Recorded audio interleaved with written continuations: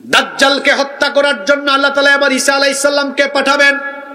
তিনি কোথায় আসবেন? আবার সেই শামের কথা। এই শামের কথা আবার চলে আসলো। ইমাম মাহদী আলাইহিস সালাম ফজরের নামাজে ইমামতি করার জন্য মসজিদে ঢুকবেন, ইকামত হয়ে যাবে। তিনি যখন নামাজে মেহরাবে যাবেন, সিরিয়ার দামেস্ক শহরের পূর্ব দিকে অবস্থিত সাদা গম্বুজওয়ালা একটা মসজিদে ফজরের নামাজ আদায়ের ঠিক আগ মুহূর্তে দুইজন ফেরেশতার কাঁধের উপরে ভর করে ঈসা আলাইহিস সালাম তখন ওই মসজিদের মিনারে বা ছাদে অবতরণ করবেন। আল্লাহু আকবার। ইমাম মাহদী আলাইহিস সালাম দেখেই চিনবেন এটি তো ঈসা আলাইহিস সালাম। তিনি বলবেন, মোস্ট ওয়েলকাম, আহলান ওয়া সাহলান ওয়া মারহাবান বিক, আসেন আপনি ইমামতি করেন। সুবহানাল্লাহ পড়বেন না? ঈসা আলাইহিস সালাম বলবেন, না আমি ইমামতি করব না, ইমামতির দায়িত্ব আপনার, আপনি মুসলমানদের খলিফা, আপনি ইমামতি করেন, আমি একটা বড় দায়িত্ব পালনের জন্য এসেছি, আল্লাহ আমাকে পাঠিয়েছেন। সুবহানাল্লাহ। ইমাম মাহদী আলাইহিস সালামের ইমামতিতে নামাজ আরম্ভ হবে, নামাজ শেষ হবে, আর ওই দিকে দাজ্জাল সে তার ইহুদি বাহিনী নিয়ে, হাদিসে এসেছে দাজ্জালের 70,000 ইহুদি বাহিনী থাকবে। কত হাজার? এই ইহুদি বাহিনী নিয়ে দাজ্জাল মসজিদে আকসার দিকে আসতে থাকবে, মুসলমানদেরকে শেষ করবে, মসজিদে আকসা তারা দখল করবে। ইমাম মাহদী আলাইহিস সালামের ইমামতিতে নামাজ শেষ হবে। নামাজ শেষ করার পরে এবার ঈসা আলাইহিস সালাম ইমাম মাহদীকে পাশে রেখে বক্তব্য দিবেন, মুসল্লিদেরকে বলবেন, আল্লাহ আমাকে পাঠিয়েছেন দাজ্জালকে কতল করার জন্য, পৃথিবীর অসভ্য ইহুদিদেরকে শায়েস্তা করবার জন্য। ইমাম মাহদী আলাইহিস সালাম আসবেন। কখন আসবেন তিনি? যখন গোটা পৃথিবীতে মুসলমানরা নির্যাতিত, নিপীড়িত হবে, লাঞ্ছিত, বঞ্চিত হবে, এবং গোটা পৃথিবী যখন ফিতনায় ছেয়ে যাবে, সেই তমসাচ্ছন্ন ফিতনাময় দুনিয়ায় মজলুম মুসলমানদের নাজাতের জন্য ইমাম মাহদী আলাইহিস সালামকে যিনি পাঠাবেন, পুরুষোচিত কণ্ঠে গলার আওয়াজ বড় করে বলেন তো তিনি কে? যেভাবে পৃথিবীতে ফিতনা আরম্ভ হয়েছে আর যেভাবে মুসলমানরা মজলুম হচ্ছে, এই ফিতনা আর মুসলমানদের এই দুরাবস্থা বলে দিচ্ছে ইমাম মাহদী পৃথিবীতে আসতে বেশি দেরি নাই। আমরা হাদিস থেকে ইমাম মাহদী আলাইহিস সালামের কয়টা পরিচয় জানবো? জোরে বলেন কয়টা? চলেন আমরা শুরু করি। নাম্বার 1, এক নাম্বার হলো ইমাম মাহদী আলাইহিস সালাম তিনি কোন সময় পৃথিবীতে আসবেন?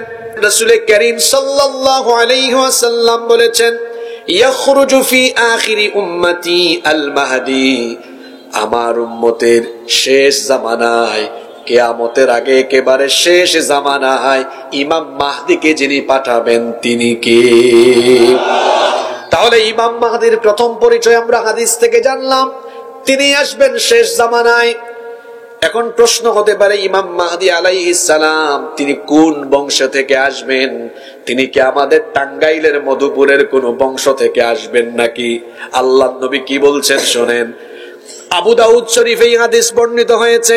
উম্মুল মুমিনিন উম্মে সালামা রাদিয়াল্লাহু আনহা এই হাদিসের বর্ণনাকারী সাহাবী, তিনি বলছেন রাসূল করিম সাল্লাল্লাহু আলাইহি ওয়াসাল্লামকে আমি বলতে শুনেছি, তিনি বলেছেন, আল মাহদিয়্যু মিন ইতরাতি মিন ওয়ালাদি ফাতেমা, আমার কলিজার টুকরা মেয়ে ফাতেমাতুজ জাহরা রাদিয়াল্লাহু আনহার বংশধারা থেকে ইমাম মাহদীর আগমন হবে। তাহলে ইমাম মাহদী আলাইহিস সালাম নবীজির মেয়ে ফাতেমা রাদিয়াল্লাহু আনহার বংশ থেকে আসবেন। সুবহানাল্লাহ পড়ে। নাম্বার 3 নাম্বার, ইমাম মাহদী আলাইহিস সালাম তার নাম এবং তার বাবার নাম কি হবে? মাহদী এটা তার আসল নাম নয়, মাহদী হচ্ছে তার লকব, মানে উপাধি।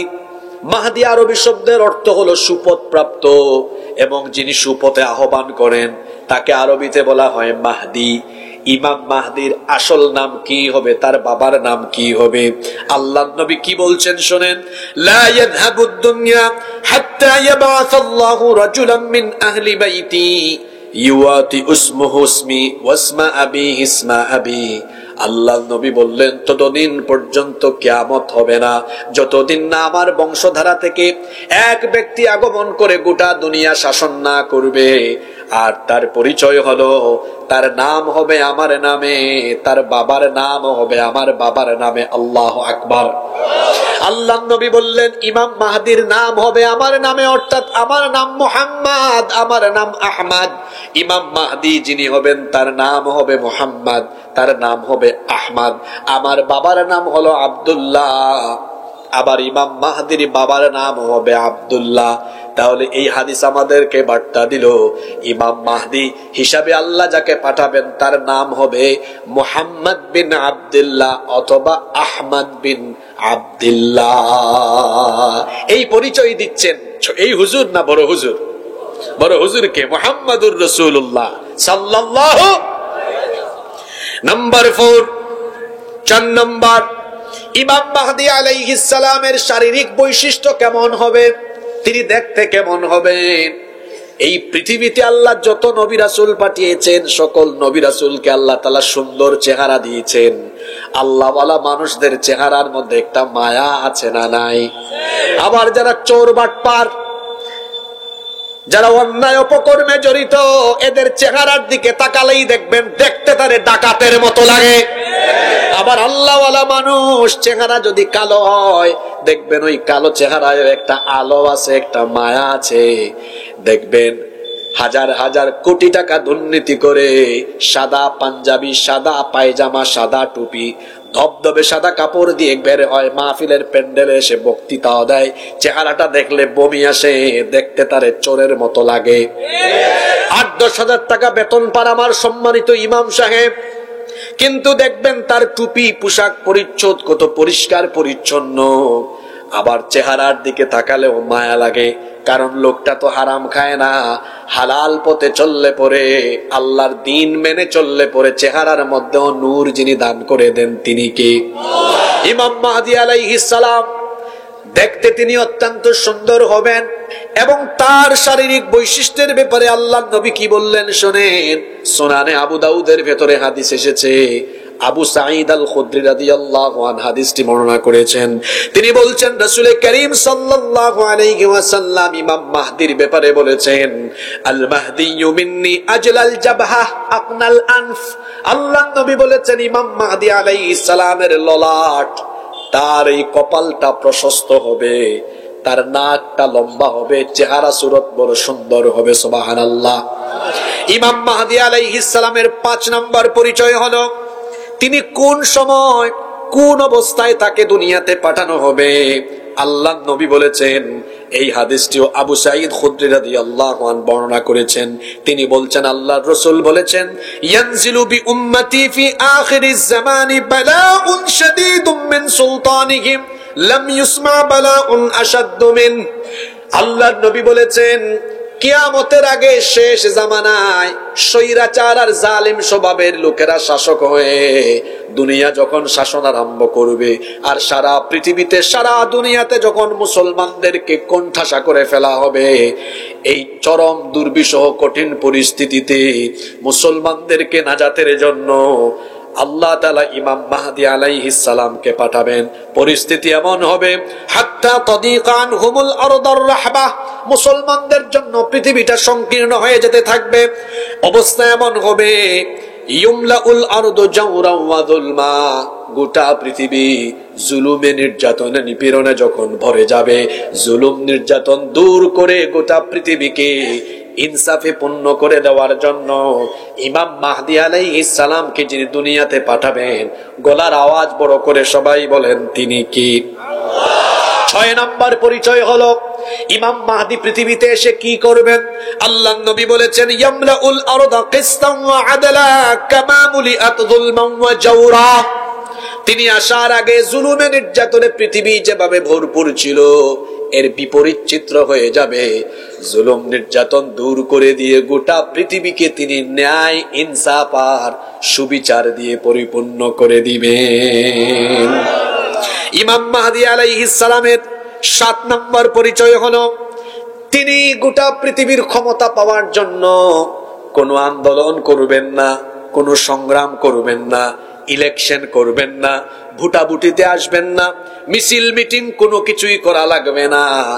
ইমাম মাহদি আলাইহিস সালাম তিনি কিভাবে গোটা পৃথিবীর ক্ষমতার মালিক হবেন, আল্লাহর নবী বলেছেন, আল মাহদিয়্যু মিন্না আহলা ইউসলিহুল্লাহু ফি লাইলাতিন ওয়াহিদা, আল্লাহর নবী বলেছেন আমার বংশ থেকে ইমাম মাহদী আসবেন, আর আল্লাহ তাআলা মাত্র এক রাতে তাকে গোটা দুনিয়ার ক্ষমতার জন্য যত যোগ্যতা, সামরিক প্রশিক্ষণ, যুদ্ধের জ্ঞান, গোটা পৃথিবী পরিচালনার জ্ঞান সব তার মধ্যে ডাউনলোড আর ইনস্টল করে দিয়ে মাত্র এক রাতে আল্লাহ তাকে গোটা দুনিয়ার ক্ষমতার মালিক বানায়া দিবে।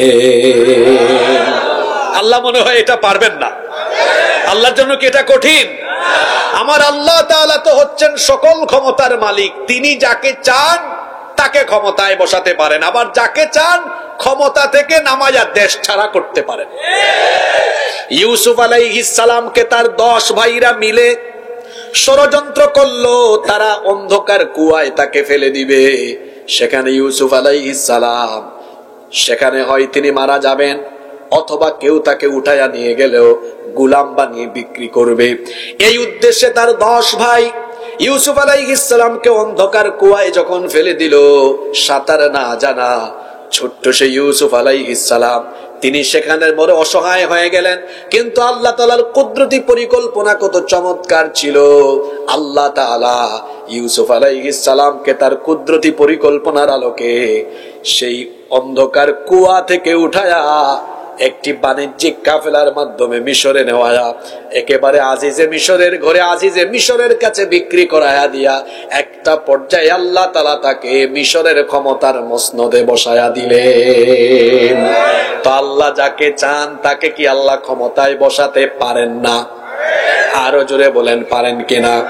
আবার আল্লাহ যাকে চান সেই অহংকারী দাম্ভিক চরিত্রের লোকদেরকে মানুষের কল্পনার বাহিরেও যা থাকে সেইটা আল্লাহ করে দেখান। দেখা যায় দাম্ভিক অহংকারী স্বৈরাচার স্বভাবের মানুষদেরকে মুহূর্তের মধ্যে, কয়েকদিনের মধ্যে ক্ষমতা থেকে নামায়া আল্লাহ দেশ ছাড়া করে দিতে পারে। সব ক্ষমতা যার হাতের মুঠায়, জুড়ে বলেন তিনি কে? সেই আল্লাহ ইমাম মাহদী আলাইহিস সালামকে মাত্র এক রাতে গোটা দুনিয়ার ক্ষমতার মালিক বানিয়ে দিবেন। বলেন সুবহানাল্লাহ।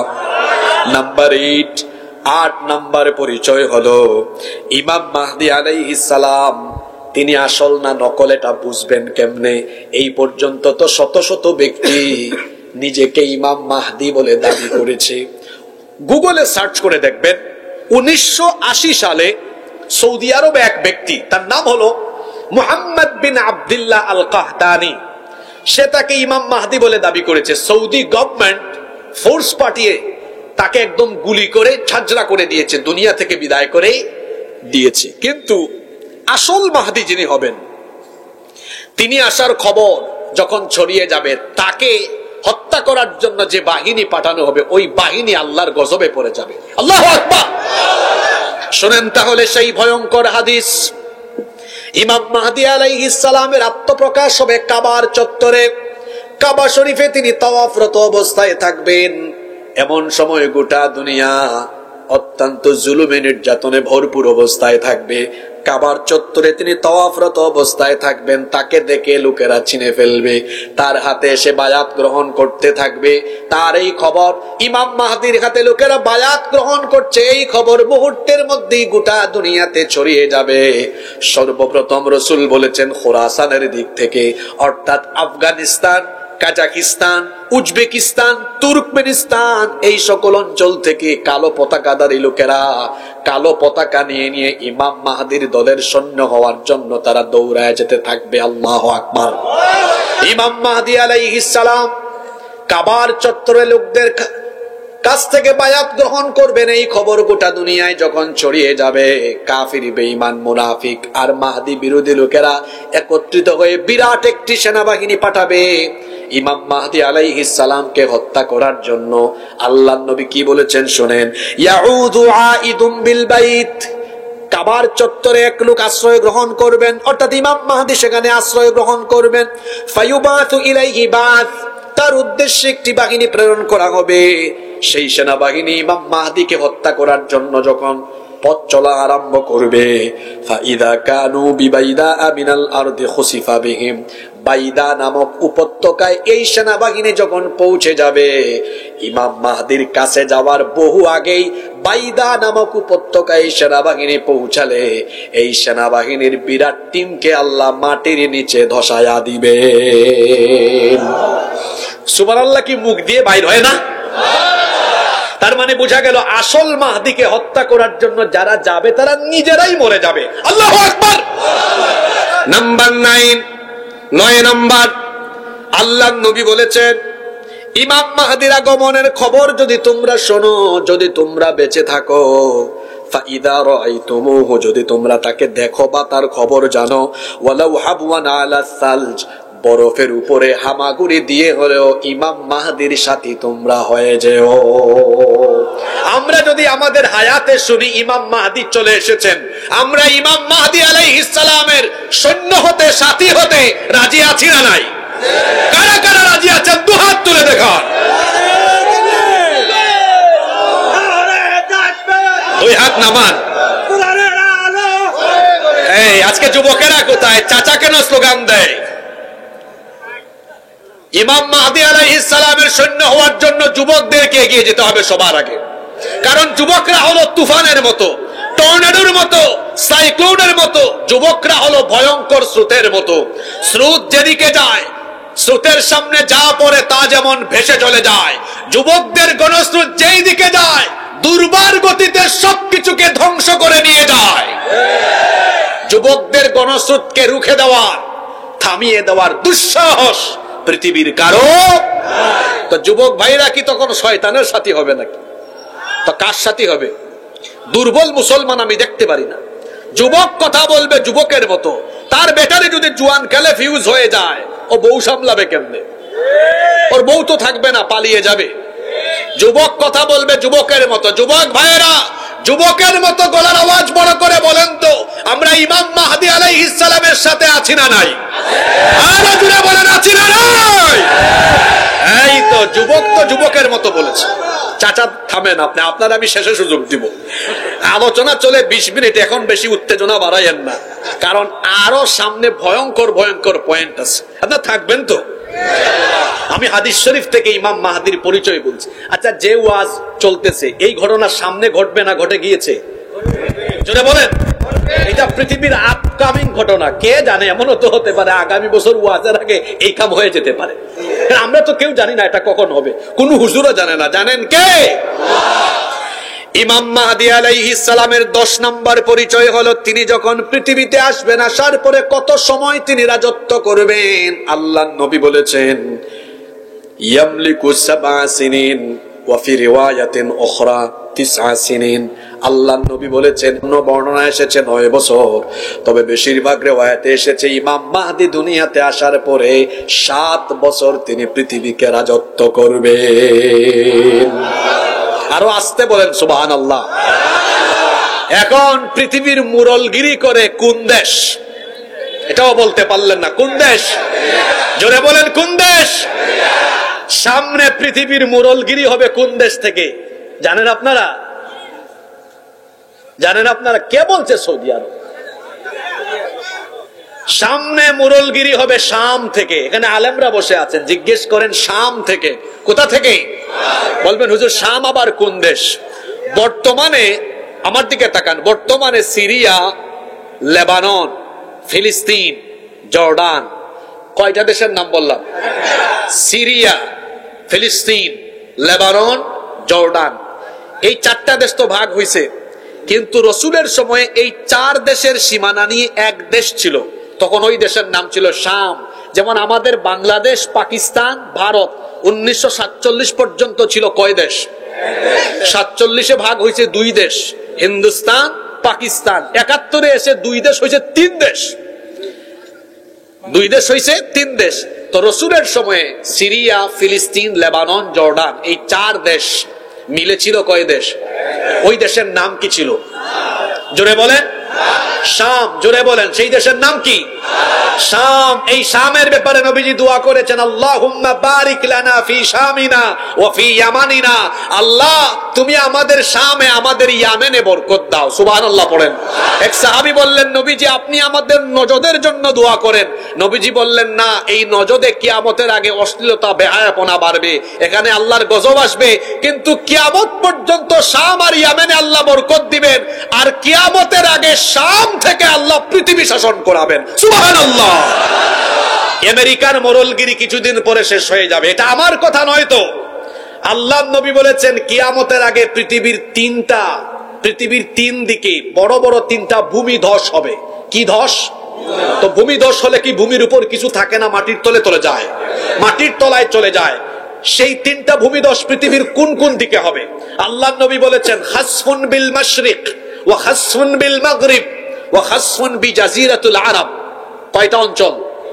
খাসফুন বিল মাশরিক, একটা পৃথিবীর পূর্ব দিকে হবে, ওয়া খাসফুন বিল মাগরিব, আরেকটা পৃথিবীর পশ্চিম দিকে হবে, ওয়া খাসফুন বিজাজিরাতিল আরব, যে আরব উপদ্বীপে মুহাম্মদ বিন সালমানের ছেলে যা শুরু করেছে, এগুলো তো শুরু করবেই, কারণ রাসূলের হাদিস অনুযায়ী তো এরা কিয়ামতের আগে ভূমি ধসে পড়বে।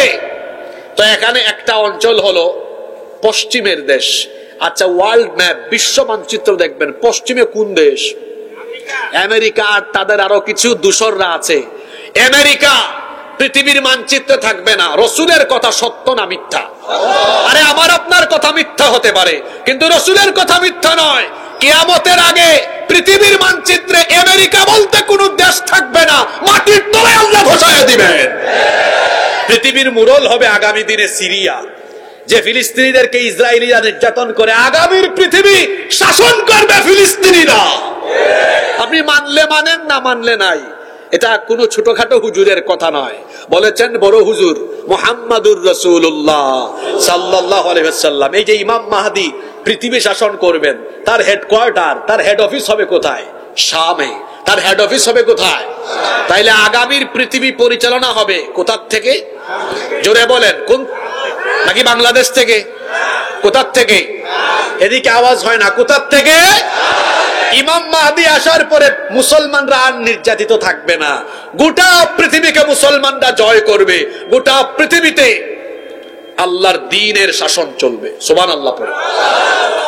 ইমাম মাহদির রাজত্বের শেষ দিকে গোটা পৃথিবীতে আবার তাণ্ডব লীলা চালানোর জন্য আর মুসলমানদের ঈমান হনন করার জন্য আগমন করবে মাসিহুদ দাজ্জাল। কে আসবে? জোরে বলেন তো, নামটা আবার বলেন। দাজ্জাল। দাজ্জাল হলো পৃথিবীর সবচাইতে ডেঞ্জারাস ক্যারেক্টার।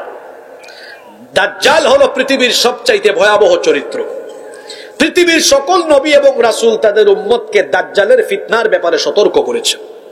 এই জন্য আল্লাহর নবী বলেছেন, মা মিন নাবিয়্যিন ইল্লা ওয়াকাদ আনযারা উম্মাতাহুল আ'ওয়ারুল কাযযাব। এমন কোন নবী বা রাসূল নাই যে নবী বা রাসূল তার উম্মতকে দাজ্জালের ফিতনার ব্যাপারে সতর্ক করেন নাই। সকল নবী বা রাসূল তাদের উম্মতকে দাজ্জালের ফিতনার ব্যাপারে সতর্ক করেছেন। তার কারণ হলো দুনিয়া সৃষ্টির পর থেকে কিয়ামত পর্যন্ত দুনিয়াতে যত ফিতনা ঘটবে সবচাইতে ভয়ঙ্কর ফিতনার নাম হলো দাজ্জালের ফিতনা। সব নবী তাদের উম্মতকে দাজ্জালের ব্যাপারে জাস্ট সতর্ক করেছেন, কিন্তু আমাদের নবী আমাদের উপর রহমত করেছেন। কি রকম? দাজ্জাল দেখতে কেমন হবে, সে কি কাজ করবে, কোথায় আছে, কখন আসবে, এসে কি করবে, কত বছর থাকবে, সব আমাদের নবী আমাদেরকে জানিয়ে গিয়েছেন। আল্লাহু আকবার। এই দাজ্জালের পরিচয় আজকে আমরা নবীর হাদিস থেকে জানবো। মনোযোগ আছে নাকি আপনাদের? যুবক ভাইরা মনোযোগ আছে? আচ্ছা, তার নামটা জানি কি? এটা তার শর্ট নেম, ছোট নাম। ফুল নেম হলো মাসিহুদ দাজ্জাল। সবাই একবার আমার সাথে বলেন তো, দাজ্জালের পুরা নাম কি? মাসিহুদ দাজ্জাল। তার নামে শব্দ কয়টা? জোরে বলেন, কয়টা? একটা হলো মাসিহ, আর একটা শব্দ হলো দাজ্জাল। আচ্ছা, তার নামে দুই শব্দের অর্থগুলা কি? তার নামের একটা শব্দ হলো মাসিহ, আর একটা শব্দ হলো দাজ্জাল। আল্লামা ইমাম ফখরুদ্দিন রাজি রহমতুল্লাহ আলাইহি তিনি তার তাফসীরের ভেতরে, তার তাফসীরের নাম কি? তাফসীরে রাজি। তার তাফসীরের ভেতরে তিনি এই দাজ্জালের যে নাম মাসিহুদ দাজ্জালের বড় সুন্দর অর্থ করেছেন। তার নামের প্রথম শব্দ মাসিহ, এই শব্দের তিনি দুটো অর্থ দিয়েছেন।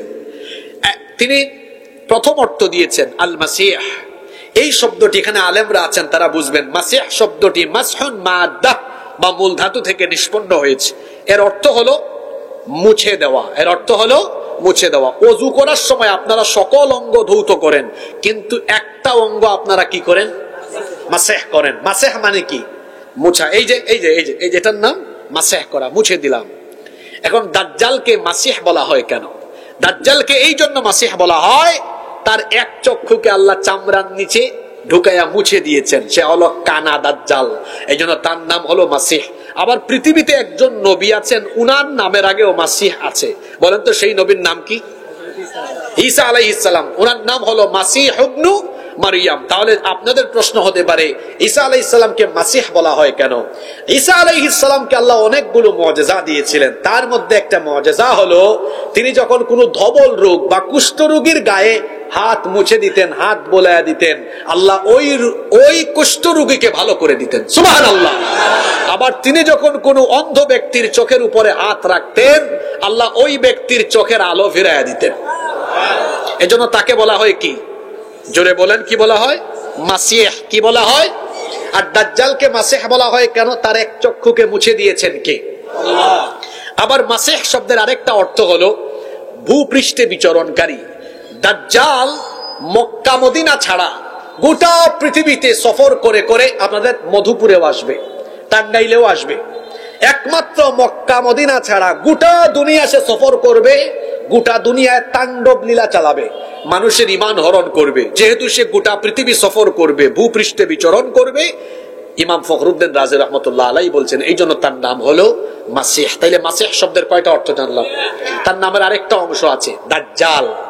দাজ্জাল শব্দটি আদ-দাজলু মূল ধাতু থেকে এসেছে, যার অর্থ হলো আল খালাতু, মানে হচ্ছে সত্য মিথ্যার মিশ্রণ ঘটানো। দাজ্জাল হবে এমন এক ক্যারেক্টার যে সত্যের সাথে মিথ্যার মিশ্রণ ঘটাবে, যে হবে ভণ্ড, ধোঁকাবাজ, প্রতারক। সে মানুষের সামনে ভেলকিবাজি, প্রতারণা আর ধোঁকাবাজি করে মানুষের ঈমান হরণের চেষ্টা চালাবে, বলে তার নাম হলো দাজ্জাল। তাহলে দাজ্জালের পুরা নাম হলো মাসিহুদ দাজ্জাল। এবার আসেন আমরা দাজ্জালের পরিচয় জেনে নি, সে দেখতে কেমন হবে।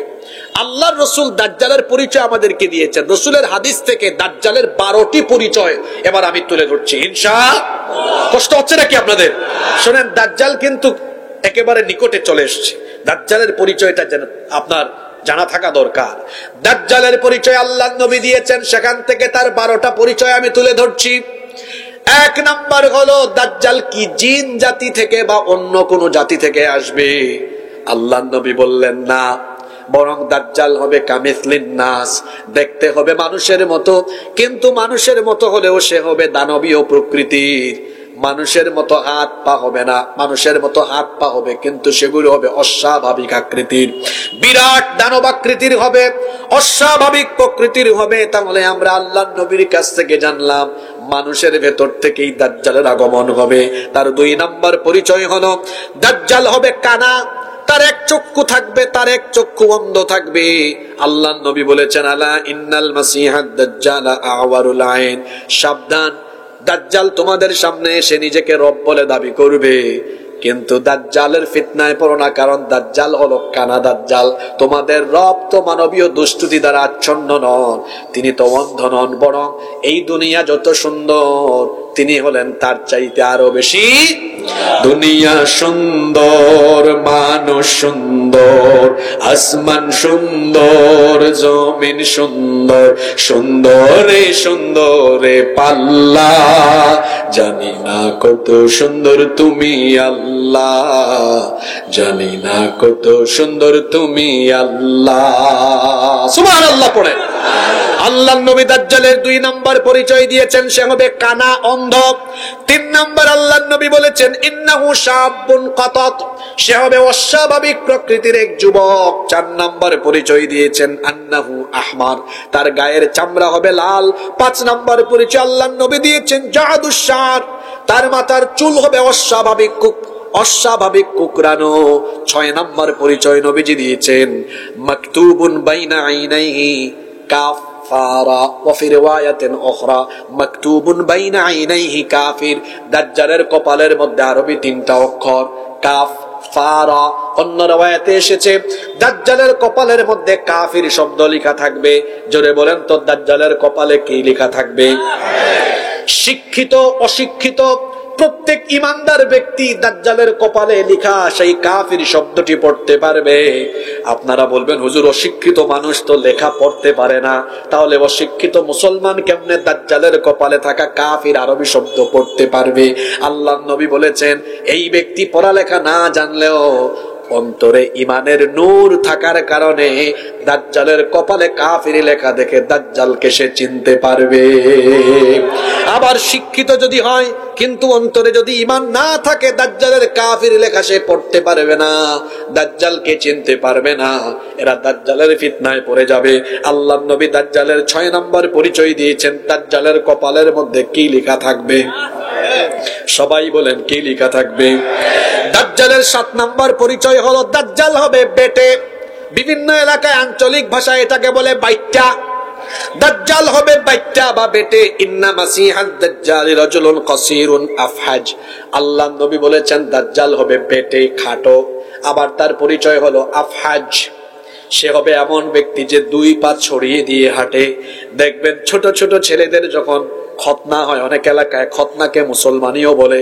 খতনা বা মুসলমানি হলে বলেন তো ওই ছেলেরা কেমনে হাঁটে? 2 পা ছড়ায়া ছড়ায়া, অনেক এলাকায় বলে সেগাইয়া সেগাইয়া। তো এই দাজ্জাল হাঁটবে এরকম 2 পা ছড়ায়া ছড়ায়া সেগাইয়া সেগাইয়া। অনেক যুবক ছেলেরা আছে দাজ্জালীয় কায়দায় রাস্তাঘাটে 2 পা ছড়ায়া ছড়ায়া হাঁটে। খবরদার এরকম হাঁটবেন না। রাস্তাঘাটে চলার সময় ভদ্রতা মেনটেন করবেন। অনেকে আছে এখন রাস্তাঘাটে চলার সময় রাস্তার হক আদায় করে না, রাস্তাঘাটে মেয়েদেরকে ডিস্টার্ব করে, মানুষের কষ্ট হয় এমন কাজ করে। রাস্তাঘাটে চলার সময়ও নীতিমালা অবলম্বন করতে হয়। আমার যুবক ভাইদেরকে বলবো এখন যেন আমাদের সমাজ থেকে আদব কায়দা হারিয়ে যাচ্ছে, এমনটা যেন না হয়। আমরা ছোটবেলা দেখেছি যখন তরুণেরা কিশোরের রাস্তা দিয়ে যেত, মুরব্বীদেরকে দেখলে সালাম দিয়ে ভদ্রভাবে হেঁটে যেত, বড়দেরকে সম্মান করত, মেয়েদেরকে দেখলে এক পাশ দিয়ে চলে যেত।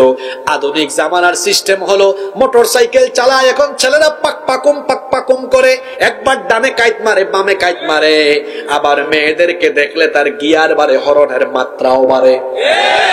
তারপরে মুরব্বী বাবাদেরকে দেখলে হরন আরো বাড়ায়, এই বুইরা সর, এইরকম বেয়াদবি করে করে চলে যায়। মেয়েদেরকে দেখলে শীষ বাজায়। এইটা তো ভদ্র ছেলেদের চরিত্র হতে পারে না। রহমানের বান্দারা পৃথিবীতে অভদ্র, অহংকারী আর স্বৈরাচারের মতো, জালিমের মতো, অভদ্রের মতো রহমানের বান্দারা চলাফেরা করে না। বরং রহমানের বান্দারা দুনিয়ায় কেমনে চলে আল্লাহ তাআলা কোরআনে কারিমে বলছেন, ওয়া ইবাদুর রাহমানিল্লাযীনা ইয়ামশুনা আলাল আরদি হাওনা ওয়া ইযা খাতাবাহুমুল জাহিলুনা ক্বালু সালামা। আল্লাহ তাআলা বলছেন, ওয়া ইবাদুর রাহমানিল্লাযীনা ইয়ামশুনা আলাল আরদি হাওনা। রহমানের বান্দা হলো তারা দুনিয়ার বুকে নম্রভাবে ভদ্রভাবে চলাফেরা করে যারা। কলিজার টুকরা যুবক তরুণ ভাইদেরকে বলবো দাজ্জালীয় কায়দায় রাস্তাঘাটে হেঁটো না। চলার সময় রাস্তাঘাটে বিনয়ী হয়ে নম্র ভদ্র হয়ে হাঁটো, তাহলে আমাদের উপরে যিনি রাজি খুশি হয়ে যাবেন। জোরে বলেন তিনি কি? দাজ্জালের 8 নম্বর পরিচয় হলো দাজ্জাল হবে নির্বংশ, তার কোনো উত্তরাধিকার থাকবে না। আল্লাহর নবী বলেছেন, আন্নাদ দাজ্জালু লা ইউলাদু লাহু, দাজ্জালের কোনো সন্তানাদি থাকবে না, সে হবে নির্বংশ। দাজ্জালের 9 নম্বর পরিচয় হলো সে হবে অস্বাভাবিক আকৃতির, যাকে দেখলেই পরে ভয় লাগবে এমন বিভৎস আকৃতির হবে। 10 নম্বর পরিচয় হলো দাজ্জাল হবে ইনহিনা, অর্থাৎ ঘাউড়া, ঘাড় তেরা প্রকৃতির হবে দাজ্জাল। তার 11 নম্বর পরিচয় হলো আল্লাহর নবী বলেছেন আজলাল জাবাহা, তার এই কপাল হবে অস্বাভাবিক আকৃতির প্রশস্ত। 12 নম্বর পরিচয় নবীজি দিয়েছেন এই দাজ্জালের ঘাড় হবে আরিদুন নাহার, তার এই ঘাড় হবে অস্বাভাবিক আকৃতির প্রশস্ত। এই ভয়াবহ আকৃতির হবে দাজ্জাল। দাজ্জালের মোট কয়টা পরিচয় আমরা হাদিস থেকে জানলাম? আসতে বলবেন না, জোরে বলেন কয়টা? কষ্ট হচ্ছে নাকি আপনাদের? এবার শুনেন সেই ভয়ঙ্কর হাদিস। দাজ্জাল তার কি জন্ম হয়ে গেছে নাকি? কে বলছে না? দাজ্জালের জন্ম বহু আগে হয়েছে। দাজ্জাল দুনিয়াতে আছে, কোথায় আছে আপনি জানেন না। আসেন আপনাকে সেই হাদিসটা শোনাই। এই হাদিসে 4টা প্রশ্নের উত্তর পাবেন। জোরে বলেন তো কয়টা প্রশ্নের উত্তর? হ্যাঁ, যুবকেরা যুবকের মতো কথা বলেন। এই এক হাদিসে কয় প্রশ্নের উত্তর আছে? আরো জোরে বলেন কয়টা? কোন সেই প্রশ্ন?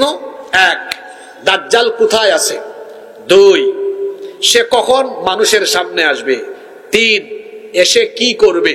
4, কতদিন থাকবে? কয়টা প্রশ্ন? আবার বলি, 1, দাজ্জাল কোথায় আছে? 2, কখন আমাদের সামনে আসবে? 3, এসে কি করবে? 4, কতদিন থাকবে?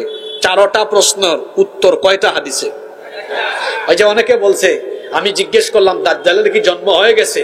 কয় না। দেখেছেন আমাদের পড়াশোনা কতটা কম। আরে আল্লাহর রাসূলের সময় কিছু সাহাবী দাজ্জালের সাথে দেখা করে দাজ্জালের সাথে কথা বলে এসেছেন। আল্লাহু আকবার। ওই হাদিস এখন আমি আপনাদেরকে শোনাবো। মনোযোগ আছে না চলে গেছে? যাদের একটু একটু জীবাণু আসছে, আমরা 3টা তাকবীর দিয়ে জীবাণু ছাড়াইয়া এই ভয়ঙ্কর হাদিস তারপরে পড়বো ইনশাআল্লাহ। যুবক ভাইরা যুবকের মতো আওয়াজ দিবে, নারায়ে তাকবীর। তো বুড়া মানুষের মতো হয়ে গেছে, নারায়ে তাকবীর। যুবক ভাইরা যুবকের মতো হবে, নারায়ে তাকবীর। ঘুম চলে গেছে না? এবার আসেন, দাজ্জাল আমি বলেছি তার জন্ম হয়ে গেছে। এবার 4টা প্রশ্ন, কোথায় আছে, কখন আসবে, এসে কি করবে, কতদিন? এবার শুনেন, দাজ্জাল কোথায় আছে, কখন আসবে, কি করবে, কতদিন থাকবে? এক হাদিসের ভেতরে সকল উত্তর আছে। এই হাদিসটি বর্ণনা করেছেন একজন মহিলা সাহাবী, তার নাম হলো ফাতিমা বিনতে কাইস রাদিয়াল্লাহু আনহা। তিনি বলছেন, ফজরের আজানের আওয়াজ আমার কানে আসলো। ফজরের আজান শুনে আমি ঘুম থেকে উঠে ওযু সম্পন্ন করে আল্লাহর নবীর পিছনে নামাজ আদায় করার জন্য মসজিদে নববীর উদ্দেশ্যে রওনা করলাম। মসজিদে নববীতে পৌঁছে গেলাম। আমি মহিলাদের কাতারে দাঁড়িয়ে নামাজ আদায় করলাম। আল্লাহর নবী নামাজে সালাম ফিরালেন। নামাজ শেষ করে সাথে সাথে দাঁড়িয়ে গেলেন। সকল সাহাবীদেরকে লক্ষ্য করে বললেন, কেউ জায়গা থেকে উঠবা না, কেউ জায়গা থেকে নড়াচড়া করবা না, সবাই চুপচাপ বসো। তোমাদের উদ্দেশ্যে আমার আজকে কিছু জরুরি কথা আছে। সব সাহাবীরা বসে গেলেন, কেউ দাঁড়ালেন না। আল্লাহর নবী মেহরাব থেকে মিম্বরে গেলেন। এরপরে আল্লাহর নবী সকলকে উদ্দেশ্য করে ভাষণ আরম্ভ করলেন, বক্তৃতা করলেন। আল্লাহর নবী বললেন, তামিমদারি, এই নামটা আপনারা মনে রাখবেন। সবাই আমার সাথে বলেন তো, তামিমদারি। আবার বলেন, আরেকবার বলেন। এটা বাড়িতে গিয়া পরিবারের সবার সাথে হাদিসটা বলবেন, গল্পটা শোনাবেন। আল্লাহর নবী বললেন, তামিমদারি এতদিন খ্রিস্টান ছিল, সে এখন আমার কাছে এসে কালিমা পড়ে মুসলমান হয়ে গিয়েছে। সুবহানাল্লাহ। তামিমদারি দাজ্জালের সাথে দেখা করে এসেছে, আর দাজ্জালের ব্যাপারে আমার কাছে এমন কিছু তথ্য শেয়ার করেছে, যেই তথ্যগুলো আমিও তোমাদেরকে জানাতাম। এইরকম কিছু তথ্য আছে। আল্লাহর নবী বললেন, সবাই চুপচাপ হয়ে শোনো। তামিমদারি লাখাম এবং জুজাম গোত্রের 30 জন সাথী নিয়ে তারা নৌ ভ্রমণে বের হয়েছিল।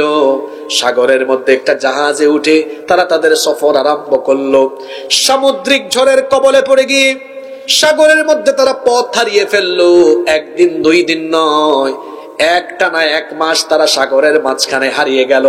পথের কোনো ঠিক ঠিকানা পায় না। সামুদ্রিক ঝড়ের কবলে পড়ে তারা সাগরে পথ হারিয়ে থাকলো মোট কয় মাস? আরো জোরে বলেন, কয় মাস? 1 মাস পরে হঠাৎ করে একটা অজানা অচিন দ্বীপে তাদের জাহাজ গিয়ে নোঙ্গর করলো। 1 মাস পরে তারা অজানা অচেনা এই দ্বীপে যখন নোঙ্গর করলেন, জাহাজ থেকে সবাই নামলেন। নামার পরে দেখেন এখানে কেউ নাই, জনমানবহীন এক প্রান্তর, কোনো মানুষ নাই, একেবারে জনশূন্য এরিয়া। তারা সামনের দিকে হাঁটতে লাগলেন। হেঁটে হেঁটে হেঁটে হেঁটে যখন সামনে গেলেন, হঠাৎ করে তারা দেখলেন অস্বাভাবিক আকৃতির এক প্রাণী, যার গায়ে মোটা মোটা এবং ঘন ঘন পশম ছিল। এত বেশি পশম, মোটা মোটা অতিরিক্ত পশম থাকার কারণে এই প্রাণীর সামনের অংশ কোনটা, পিছনের অংশ কোনটা বুঝাই যাচ্ছিল না। এই অস্বাভাবিক অদ্ভুত আকৃতির এই প্রাণী দেখে তারা ভয় পেয়ে গেলেন। জিজ্ঞেস করলেন, মান আন্ত, তুমি কি? সে জবাব দিল, আনাল জাসসাসা, আনাল জাসসাসা, আমি হচ্ছে গুপ্তচর, আমি হলাম গোয়েন্দা।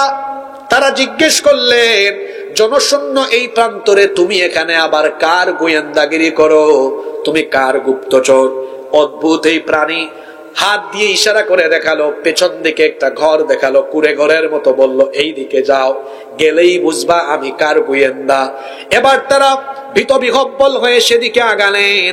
যেতে যেতে যেতে যেতে তারা এবার ওই ঘরের ভেতরে ঢুকার পরে দেখলেন অস্বাভাবিক আকৃতির এক ব্যক্তি। তার এই দুই হাত, আমার দিকে তাকান, দুই হাত ঘাড়ের পিছনে এই রকম করে শিকল দিয়ে বাঁধা, দেখতেছেন? দুই হাত ঘাড়ের পেছন দিকে নিয়ে এই রকম বাঁধা, জিঞ্জির দিয়ে বাঁধা, শিকল দিয়ে বাঁধা, দুই পাও বাঁধা। এই লোক নড়াচড়া করতে পারে না, শিকল খুলতে পারে না। তারা এই অদ্ভুত ব্যক্তিকে দেখে বললেন, তুমি কি? আর তুমি এখানে কি বা করছো? তখন ওই ব্যক্তি বলল, আগে বলো তোমরা কে, তোমরা কারা, এখানে তোমরা কি করে আসলে? কারণ আজ পর্যন্ত এখানে কেউ আসতে পারে নাই, তোমরা এখানে কি করে আসলে? তখন তারা বললেন, আমরা আরবের মানুষ, আমরা 30 জন সঙ্গী সাথী একসাথে নিয়ে সমুদ্রে বেড়ানোর উদ্দেশ্যে, সফরের উদ্দেশ্যে বের হয়েছিলাম। সামুদ্রিক ঝড়ের কবলে পড়ে 1 মাস আমরা পথ হারিয়ে সাগরের মধ্যে দুদুল্যমান অবস্থায় ছিলাম। আজকে এই অজানা অচিন দ্বীপে আমাদের জাহাজ যখন নোঙ্গর করলো, এখানে নামলাম। নামার পরে অস্বাভাবিক এক প্রাণী দেখলাম, সে তোমার সন্ধান দিল, এখানে আমরা এসেছি, এই হলো আমাদের আসার খবর। এবার সে বলল, তোমরা যেহেতু আরবের মানুষ, তোমাদের কাছে আমার আরো কিছু প্রশ্ন জানার আছে। তারা বলল, আগে তোমার পরিচয় দাও। সে বলল, আমার পরিচয় দিব পরে, আমার কিছু প্রশ্ন আছে, প্রশ্নের উত্তর দাও তোমরা আগে। শুনতেছেন? সে জিজ্ঞেস করলো, আচ্ছা আমাকে তোমরা বাইসান সম্পর্কে খবর দাও। তারা বললেন, বাইসান তো একটা বিরাট শহর, বাইসানের কোন খবর তুমি জানতে চাও? তখন সে বলল, বাইসানে একটা খেজুর বাগান আছে, বলো তো বাইসানের খেজুর বাগানে কি খেজুর গাছে এখনো খেজুর ধরে নাকি, খেজুর গাছ কি আছে নাকি?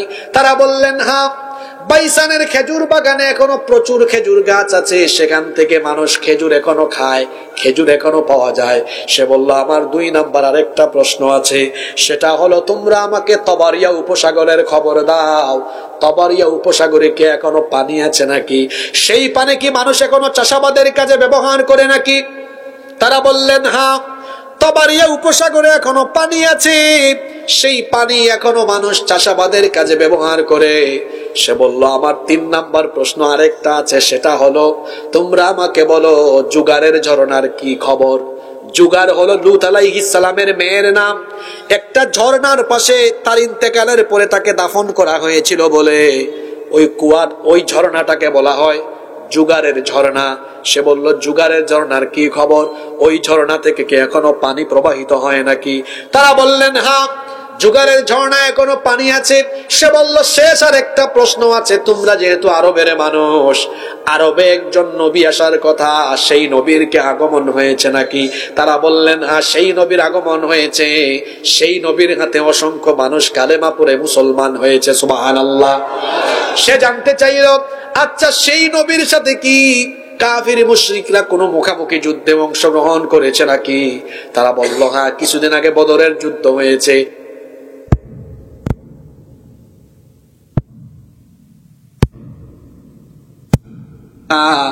তার অনুসরণ যারা করবে তারাই সুপথে থাকবে, তারাই সফলতার পথে থাকবে, সুবহানাল্লাহ।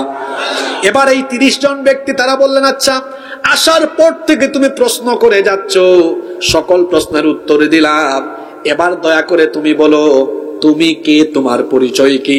সে তখন বলল, আমার সব প্রশ্নের উত্তর আমি পেয়েছি, এবার আমার পরিচয় আমি দিব। আমার পরিচয় হলো আনা মাসিহুদ দাজ্জাল, আমি হলাম দাজ্জাল। এই কথা শুনে তারা সবাই ভীত বিহ্বল হয়ে গেলেন। তারা জিজ্ঞেস করলেন, আচ্ছা তুমি যদি দাজ্জাল হও, তাহলে এই অজানা অচিন দ্বীপে তুমি এখানে কি করে আসলে, আর তোমার হাত পা এভাবে শিকলবন্দি কেন? সে তখন বলল, আমি তো নিজে নিজে শিকলবন্দি হই নাই, আমাকে শিকলবন্দি করে রেখেছেন যিনি, তিনি কি? আরো জোরে বলেন, তিনি কি? তিনি যতদিন পর্যন্ত আমার শিকল খুলে দিবেন না, আমি এখান থেকে বের হতে পারবো না। এটা অজানা অচেনা এক দ্বীপ, এখানে তো কেউ আজ পর্যন্ত আসে নাই। তখন এরা বললেন, আচ্ছা তুমি যদি দাজ্জাল হও, শুনেছি তুমি নাকি দুনিয়ায় গিয়ে মানুষের ঈমান হরণ করবে, তো তুমি কোন সময় আসবে?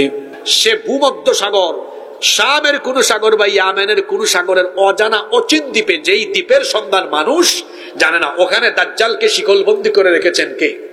জোরে বলেন কে? আসবে, তারা এই প্রশ্ন করছেন। আচ্ছা তুমি কখন দুনিয়ায় মানুষের সামনে আসবে?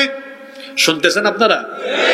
সে তখন বলল, আমি কখন আসব এটা তো তোমাদেরকে কিছুক্ষণ আগে প্রশ্ন করেছি, প্রশ্নের ভিতরে উত্তর আছে। তারা বলল, বুঝলাম না। সে বলল, আমি না তোমাদেরকে 3টা জায়গার প্রশ্ন করলাম। একটা প্রশ্ন করলাম বাইসানের খেজুর বাগান সম্পর্কে, বাইসানা কি খেজুর বাগানে খেজুর গাছে খেজুর আসে নাকি? আর নাম্বার জুগারের ঝর্ণার খবর। তারা বললেন, এই 3টা জায়গার সাথে তুমি দুনিয়াতে আসার কি সম্পর্ক? সে বলল, শোনো, তোমরা আমাকে বলেছো বাইসানের খেজুর বাগানে এখনো খেজুর আছে, খুব শীঘ্রই বাইসানের খেজুর বাগানের সব খেজুর গাছ মরে যাবে, একটা খেজুর গাছও থাকবে না। যখন বাইসানের খেজুর বাগানে কোনো খেজুর গাছ থাকবে না, তখন আমি দুনিয়ায় সবার সামনে আসব। 2 নম্বরে জিজ্ঞেস করেছি, তাবারিয়া উপসাগরের পানি এখনো আছে নাকি? তোমরা বলেছো আছে। খুব শীঘ্রই তাবারিয়া উপসাগরের সব পানি শুকিয়ে যাবে, তাবারিয়া উপসাগরের পানি শুকায় যাবে যখন আমি আসব তখন। 3 নম্বরে বলেছিলাম জুগারের ঝর্ণার কি খবর?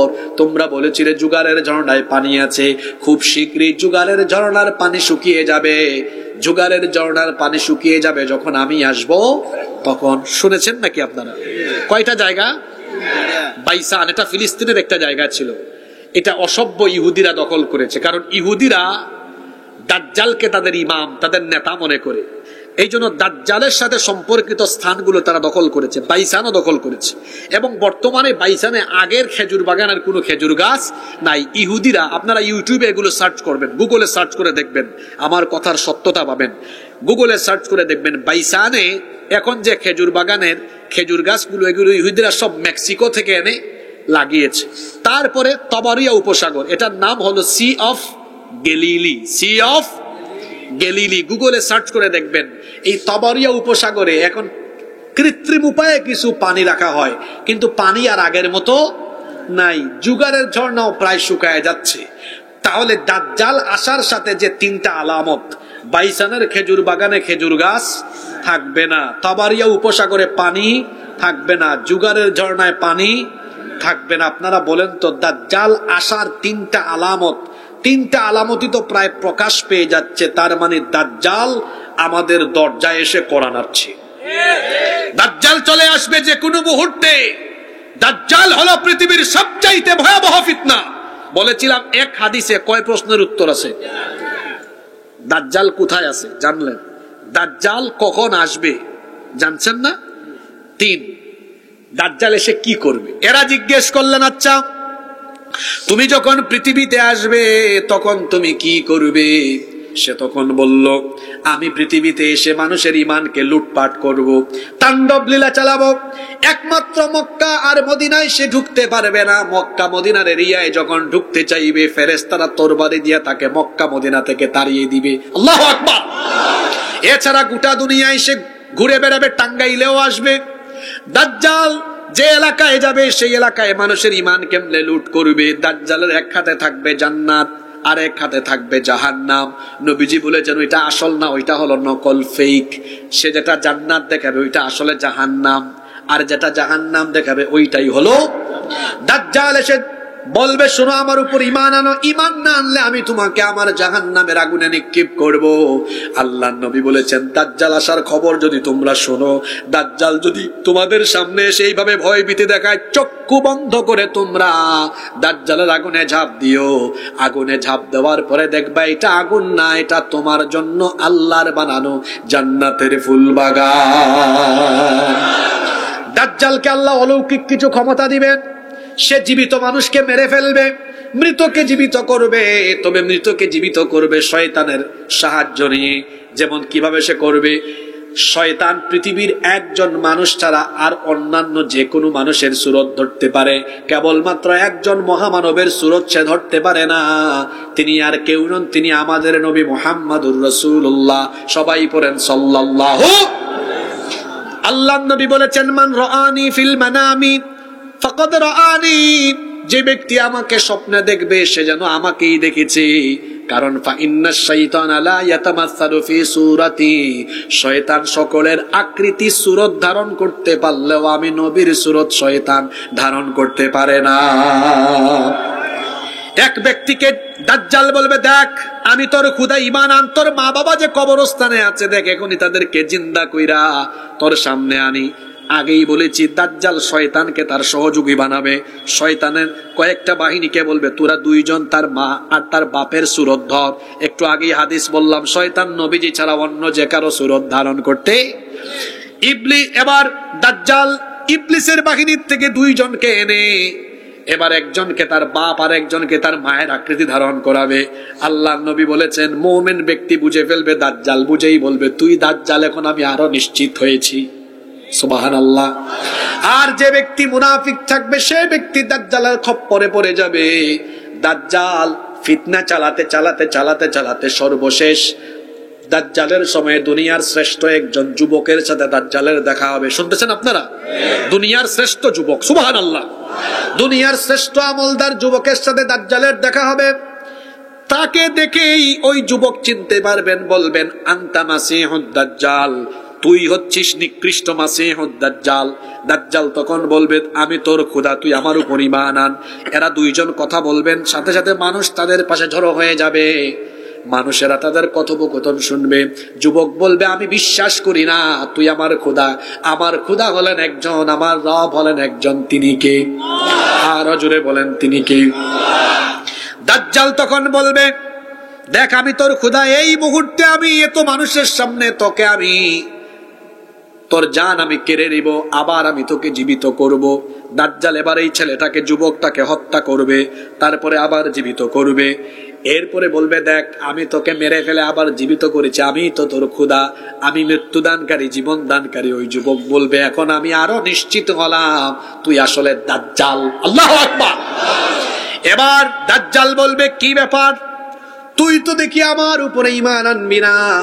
দাজ্জাল এবার তার পিতা মাতা তাদের দুইজনকে জীবিত করবে। এই ব্যক্তি তারপরে ঈমান আনবে না। দাজ্জাল এবার এই ছেলেটাকে করাত দিয়া কেটে দুই টুকরা করে ওই দুই টুকরার মাঝখান দিয়ে হাঁটাহাঁটি করবে, আবার জোড়া লাগাবে, তারপরে বলবে, দেখ আমি তোর খোদা। যুবক বলবে, আমার বিশ্বাস আরো মজবুত হয়েছে, তুই আসলেই দাজ্জাল। সুবহানাল্লাহ। এরপরে দাজ্জাল বলবে, এতগুলো মানুষকে সামনে রেখে বলবে, দেখো এই মুহূর্তে তার গলায় আমি ছুরি লাগায়া জবাই করব। এবার আল্লাহ তাআলা এই যুবক তিনবার ঈমানের পরীক্ষা দেওয়ার কারণে মানুষের সামনেও দাজ্জালের পরিচয় তুলে ধরবেন। দাজ্জাল এবার এই যুবকের গলায় যখন ছুরি চালাতে যাবে, কাটতে পারবে না, তার গলা তখন তামার চাইতে আরো শক্ত হয়ে যাবে। দাজ্জাল এই রকম করে গোটা দুনিয়াতে তাণ্ডব লীলা চালাবে। দুর্ভিক্ষ কবলিত অঞ্চল দিয়ে যাবে, আসমানকে হুকুম করবে, বৃষ্টি নাজিল হবে, ফসল উৎগীরণ হবে। মুমিনরা বুঝবে এটা দাজ্জাল, এটা দাজ্জালের ফিতনা। আবার সে দেখা যাবে উর্বর ভূমি দিয়ে যাবে, সেই এলাকাকে দুর্ভিক্ষের জন্য হুকুম করবে, দুর্ভিক্ষ হয়ে যাবে। মুমিনরা বুঝবে এটা দাজ্জাল। দাজ্জাল এই রকম করে মক্কা মদিনা ছাড়া গোটা পৃথিবী ঘুরে বেড়াবে আর মানুষের ঈমান লুট করবে। এরপরে এরা জিজ্ঞেস করলেন, আচ্ছা বুঝলাম তুমি দুনিয়ায় গিয়া কি কি করবা, সব বয়ান দিয়ে দিয়েছো, এবার বয়ান দাও তো দেখি, দুনিয়ায় যাওয়ার পরে তুমি কতদিন থাকবে, দুনিয়ায় যাওয়ার পরে তুমি কতদিন? দাজ্জাল বলল, দুনিয়াতে যাওয়ার পরে আমি মোট 40 দিন থাকবো। জোরে বলেন কতদিন? আরো জোরে বলেন কতদিন? তবে 40 দিনের মধ্যে দাজ্জালের প্রথম দিনটা হবে 1 বছরের সমান লম্বা। প্রথম দিনটা হবে 1 বছরের সমান লম্বা। দাজ্জালের দ্বিতীয় দিন হবে 1 মাসের সমান লম্বা। তৃতীয় দিন হবে 1 সপ্তাহের সমান লম্বা। আল্লাহু আকবার। এই কথা শুনে সাহাবীরা বললেন, ওগো আল্লাহর নবী, দাজ্জালের প্রথম দিন যদি 1 বছরের সমান লম্বা হয়, এত ওয়াক্তের নামাজ আমরা কিভাবে আদায় করব? আল্লাহর নবী বললেন এই সময়টা হবে দুনিয়ার সবচাইতে কঠিন এই দুনিয়ার সবচাইতে কঠিন ফিতনার সময়। এই সময় যে সকল মুমিনরা বেঁচে থাকবে তারা যেন অনুমান করে করে ওয়াক্ত বের করে নামাজ আদায় করে। বলেন তো দেখি, দাজ্জাল দুনিয়াতে এসে মুট থাকবে কয়দিন? প্রথম দিন হবে কত সময় লম্বা? 1 বছরের সমান। দ্বিতীয় দিন হবে 1 মাসের। তৃতীয় দিন হবে 1 সপ্তাহের। তো 40 দিন থেকে 3 দিন চলে গেল, বাকি থাকে কতদিন? এই 37 দিন হবে স্বাভাবিক দিনের মতো। দাজ্জাল এসে 40 দিন দুনিয়ায় থাকবে। দাজ্জালকে এবার কতল করার জন্য আল্লাহ তাআলা একজনকে পাঠাবেন, ওনার নাম হলো, জোরে বলেন, আরো জোরে, মাহদি। না, মাহদি তো আগেই চলে আসছেন। আগে মাহদি, তারপর দাজ্জাল। এবার দাজ্জালকে হত্যার জন্য আল্লাহ কাকে পাঠাবেন? জোরে জোরে জোরে, কাকে? পৃথিবীর একজন নবীর এখনো মৃত্যু হয় নাই। পৃথিবীর একজন নবীর এখনো মৃত্যু হয় নাই, তিনি এখনো বেঁচে আছেন। সেই নবীর নাম হলো, আরো জোরে বলেন, ঈসা আলাইহিস সালাম। তবে খ্রিস্টানদের আকীদা হলো তারা ঈসা আলাইহিস সালামকে শুলে চড়িয়ে হত্যা করেছে, কিন্তু আল্লাহর কোরআন আমাদেরকে বলছে খ্রিস্টানরা যাকে শুলে চড়িয়ে হত্যা করেছে তিনি ঈসা ছিলেন না, তিনি ছিলেন মিস্টার মিসা। কিভাবে? সৈন্যরা ঢুকেছিল ঈসা আলাইহিস সালামকে ধরে হত্যা করবে। ঈসা আলাইহিস সালামকে ধরার জন্য একটা ঘরে তারা ঢুকবে। ঈসা আলাইহিস সালামকে ওই সময় আল্লাহ তাআলা ওই ঘর থেকে হেফাজত করে আসমানে উঠায় নিয়েছেন। সুবহানাল্লাহ। কারণ হলো ঈসা আলাইহিস সালাম আল্লাহর কাছে দোয়া করেছিলেন, হে রব, তুমি আমাকে নবী বানিয়েছো, আমার পরেই তো আখিরি নবী আসবেন, শেষ নবীর উম্মতের এত মর্যাদা তুমি দিয়েছো, আমাকে নবী বানিয়েছো, নবী না বানিয়ে কেন ওই নবীর উম্মত বানিয়ে দিলে না? সুবহানাল্লাহ। ও আল্লাহ, তুমি আমাকে এই নবীর উম্মত বানিয়ে দাও। তিনি যখন আল্লাহর কাছে দোয়া কবুল করলেন, আল্লাহ দোয়া কবুল করে নিলেন। আল্লাহ বললেন, ঠিক আছে ঈসা, আমি তোমার মৃত্যু না দিয়ে শেষ জামানায় ওই নবীর উম্মত বানানোর পাশাপাশি ওই নবীর উম্মতের শেষ জামানার বড় একটা দায়িত্ব আমি তোমাকে দিয়ে সম্পন্ন করাবো। দাজ্জালকে হত্যা করার জন্য আল্লাহ তাআলা এবার ঈসা আলাইহিস সালামকে পাঠাবেন। তিনি কোথায় আসবেন? আবার সেই শামের কথা। এই শামের কথা আবার চলে আসলো। ইমাম মাহদি আলাইহিস সালাম ফজরের নামাজে ইমামতি করার জন্য মসজিদে ঢুকবেন। ইকামত হয়ে যাবে। তিনি যখন নামাজে মেহরাবে যাবেন, সিরিয়ার দামেস্ক শহরের পূর্ব দিকে অবস্থিত সাদা গম্বুজওয়ালা একটা মসজিদে ফজরের নামাজ আদায়ের ঠিক আগ মুহূর্তে 2 জন ফেরেশতার কাঁধের উপরে ভর করে ঈসা আলাইহিস সালাম তখন ওই মসজিদের মিনারে বা ছাদে অবতরণ করবেন। আল্লাহু আকবার। ইমাম মাহদি আলাইহিস সালাম দেখেই চিনবেন এটি তো ঈসা আলাইহিস সালাম। তিনি বলবেন, মোস্ট ওয়েলকাম, আহলান ওয়া সাহলান ওয়া মারহাবান বিক, আসেন আপনি ইমামতি করেন। সুবহানাল্লাহ পড়বেন না? ঈসা আলাইহিস সালাম বলবেন, না, আমি ইমামতি করব না, ইমামতির দায়িত্ব আপনার, আপনি মুসলমানদের খলিফা, আপনি ইমামতি করেন, আমি একটা বড় দায়িত্ব পালনের জন্য এসেছি, আল্লাহ আমাকে পাঠিয়েছেন। সুবহানাল্লাহ। ইমাম মাহদি আলাইহিস সালামের ইমামতিতে নামাজ আরম্ভ হবে, নামাজ শেষ হবে, আর ওই দিকে দাজ্জাল সে তার ইহুদি বাহিনী নিয়ে, হাদিসে এসেছে দাজ্জালের 70,000 ইহুদি বাহিনী থাকবে। কত হাজার? এই ইহুদি বাহিনী নিয়ে দাজ্জাল মসজিদে আকসার দিকে আসতে থাকবে, মুসলমানদেরকে শেষ করবে, মসজিদে আকসা তারা দখল করবে। ইমাম মাহদি আলাইহিস সালামের ইমামতিতে নামাজ শেষ হবে। নামাজ শেষ করার পরে এবার ঈসা আলাইহিস সালাম ইমাম মাহদিকে পাশে রেখে বক্তব্য দিবেন, মুসল্লিদেরকে বলবেন, আল্লাহ আমাকে পাঠিয়েছেন দাজ্জালকে কতল করার জন্য, পৃথিবীর অসভ্য ইহুদিদেরকে শায়েস্তা করবার জন্য। সুবহানাল্লাহ মুখ দিয়ে বাইর হয় না। এবার আরেকটা হাদিস শুনেন। এই হাদিসটি এসেছে আবু দাউদ শরীফে, এটা এসেছে নাসাই শরীফে। হাদিসের বর্ণনাকারী সাহাবী হচ্ছেন সাউবান রাদিয়াল্লাহু আনহু। তিনি বলছেন, আল্লাহর রাসূল বলেছেন, ইসাবাতানি মিন উম্মতি আহরাজাহুমাল্লাহু মিনান নার, আমার উম্মতের 2টি দলকে আল্লাহ তাআলা জাহান্নাম থেকে মুক্তি দিয়েছেন। এই দুই দলের মানুষ, এদের কাছ থেকে আল্লাহ হিসাবও নিবেন না, এদের আল্লাহ বিচারও করবেন না। বিনা হিসাবে বিনা বিচারে আল্লাহ তাআলা তাদেরকে জাহান্নাম থেকে মুক্তি দিয়ে জান্নাত দিয়ে দিবে। নবীজির কয়টা উম্মতের কয়টা দল? জোরে জোরে কয়টা দল?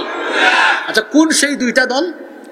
এক নম্বরে নবীজি বললেন ইসাবাতুন তাগজুল হিন্দ, যারা হিন্দুস্তানের বিরুদ্ধে যুদ্ধে অংশ নিবে। হিন্দুস্তানের বিরুদ্ধে যুদ্ধে অংশ নেওয়া প্রত্যেকটি মুমিনকে আল্লাহ জাহান্নাম থেকে মুক্তি দিয়ে দিবে। আপনারা আছেন না ঘুমাই গেছেন? এই হাদিসটা আজকের যুগের না ১৫০০ বছর আগের? ১৫০০ বছর আগে নবীজি কি বলছেন? হিন্দুস্তানের বিরুদ্ধে একটা যুদ্ধ হবে, ওই যুদ্ধে আমার যে উম্মত অংশ নিবে, শহীদ না অংশ নিবে শুধু, আল্লাহ তাকে জাহান্নাম থেকে মুক্তি দিয়ে দিবেন। তাহলে ১৫০০ বছর আগে নবীজি একটা বার্তা দিয়ে গিয়েছেন যে হিন্দুস্তানের বিরুদ্ধে মুসলমানদের একটি যুদ্ধ, জোরে বলেন যুদ্ধ, যেই যুদ্ধের নাম হলো গাজওয়াতুল হিন্দ। যেই যুদ্ধের নাম কি? গাজওয়াতুল হিন্দ। হিন্দুস্তান আমাদের পাশের দেশ না?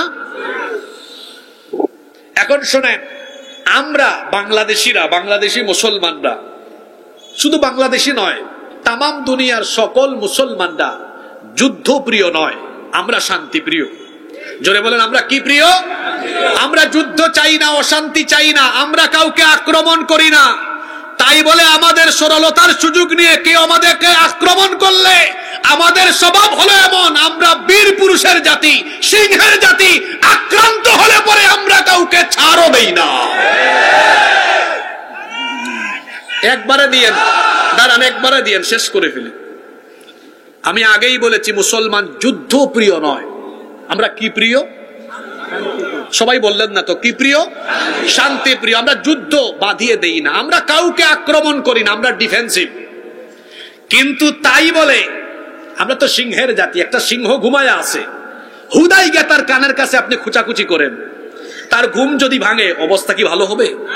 জোরে বলেন ভালো হবে? মুসলমানরা সিংহের জাতি, আমরা শান্তিপ্রিয় জাতি বলে আপনি বারবার বারবার আমাদের কাছে এসে খুচাখুচি করবেন, আমরা চুপচাপ থাকবো না। যদি আমাদের ঘুম ভাঙে আর আমাদেরকে আক্রান্ত করে ফেলা হয়, আমরা এমন ভাবে মোকাবেলা করব আমাদের সামনে দাঁড়িয়ে থাকার ক্ষমতাও থাকবে না। সম্মানিত ভাইয়েরা, প্রিয় টাঙ্গাইলবাসী, রাসূল বলে গিয়েছেন হিন্দুস্তানে কিয়ামতের আগে একটা যুদ্ধ হবে, এটার নাম হলো গাজওয়াতুল হিন্দ। এই যুদ্ধে যে মুসলমান অংশ নিবে, অংশ নিলেই আল্লাহ তাআলা জাহান্নাম থেকে মুক্তি দিবেন। তাহলে এই হাদিস আমাদের মাথায় আসে না নাই? হিন্দুস্তানে গুজরাটের কসাই নরেন্দ্র মোদী, আপনি আমাদের দেশকে আপনার অঙ্গরাজ্যের মতো ব্যবহার করার খুব চেষ্টা করেন, আর আপনার দেশের সাংবাদিক নামের সাংঘাতিকরা মিডিয়ায় যা দেখায় আর যা বলে, আমরা তো অনেক চুপচাপ আছি। দেখেন না, রিপাবলিক বাংলা একটা চ্যানেল আছে, ময়ূখ রঞ্জন, ব্যাং যেমন লাফায় ও তেমন লাফায়, তারপরে ডিসপ্লেতে বাংলাদেশের মানচিত্র এনে বলে এই যে বাংলাদেশের চট্টগ্রাম, এই যে রংপুর, এই যে সিলেট, এটা বাংলাদেশের চিকেন স্ন্যাক, এটাকে আমরা আলাদা করে দিব।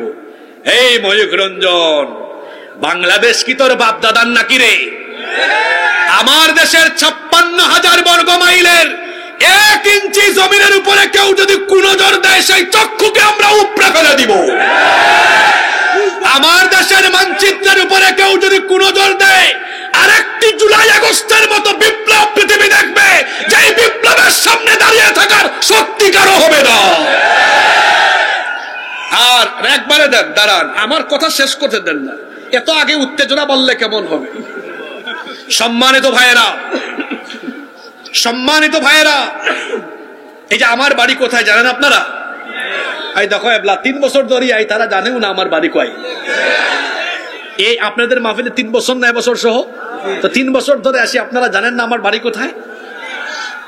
আমার বাড়ি কুনানো, সিলেট।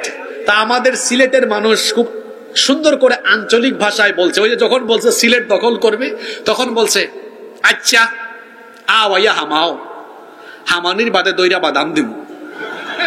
কিতা দিমু? আও আইয়া হামাও মানে আও এসো, আইয়া হামাও মানে ঢুকো, বাদে বাদাম দিমু মানে বাদে সাইজ করবো। সিলেটের মানুষদেরকে চিনো না। সিলেটের লোকেরা হলো হযরত শাহজালাল রহমতুল্লাহ আলাইহির রুহানি সন্তান। ৭১ সালে বাংলাদেশে যে মুক্তিযুদ্ধ হয়েছে, সেই মুক্তিযুদ্ধের সর্বাধিনায়ক ছিলেন সিলেটের সন্তান আতাউল গনি উসমানী। সিলেটিরা বীর পুরুষ, তুমি এসে সিলেট দখল করবা, সিলেটিরা চুপচাপ বসে থাকবে। হযরত শাহজালাল রহমতুল্লাহ আলাইহি যেভাবে গৌর গোবিন্দকে সিলেট থেকে তাড়িয়ে দিয়েছেন, সিলেটের বীর সন্তান জেনারেল উসমানী যেভাবে ৭১ সালে সর্বাধিনায়ক হয়ে দায়িত্ব পালন করেছেন, সিলেটিরা ঠিক এইভাবে জুতা পিটা করে তোমাদেরকে তাড়ায় দিবে। আর টাঙ্গাইলের মানুষেরা সিলেটিদেরকে সাহায্য করার জন্য এগিয়ে যাবে। নাকি যাবেন না আপনারা? সম্মানিত ভাইয়েরা, তাহলে বলছিলাম আল্লাহ রসুল বলছেন আমার উম্মতের দুই দলকে আল্লাহ জাহান্নাম থেকে মুক্তি দিবেন। এক দল যারা হিন্দুস্তানের বিরুদ্ধে যুদ্ধে অংশ নিবে, তার মানে বোঝা গেল হিন্দুস্তানে একটা যুদ্ধ হবে, আর এই যুদ্ধে অংশ নিলে গুনাহ মাফ, জাহান্নাম থেকে মাফ। সুবহানাল্লাহ পড়বেন না? ও আমার যুবক ভাইয়েরা, যদি ভারত আমাদেরকে আক্রান্ত করে, আমরা তো বসে থাকবো না, আর এই যুদ্ধে ভারত পরাজিত হবে, এটা আমার কথা নয়, বলেছেন মুহাম্মদ সাল্লাল্লাহু। অসংখ্য মুসলমান শহীদ হবে, কিন্তু আল্লাহ মুসলমানদেরকে বিজয় দিবেন। আমি আগেই বলেছি আমরা যুদ্ধপ্রিয় নই, আমরা শান্তিপ্রিয়।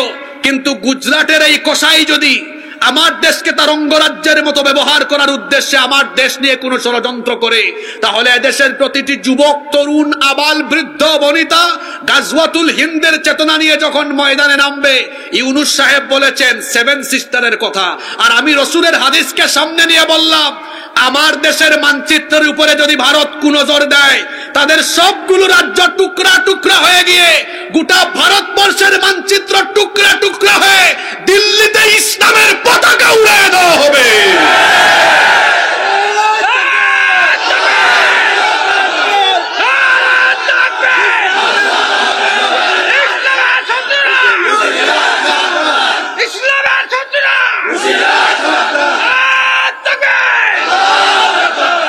যদি আরেকটি যুদ্ধ অনিবার্য হয়ে পড়ে, একজন মুসলমান ঘরে বসে থাকবে না, গাজওয়াতুল হিন্দে ইসলামের পতাকা নিয়ে সামনে বীর পুরুষের মতো হেঁটে যাবে।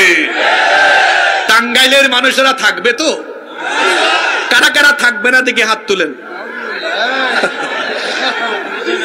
আসলে সবাই থাকবে, এটা জুসের ঠেলায় তো এখন তো রক্ত গরম হয়ে গেছে, মানে অবস্থাটা হচ্ছে এমন, তারা এখনই গাজওয়াতুল হিন্দে অংশ নিবে।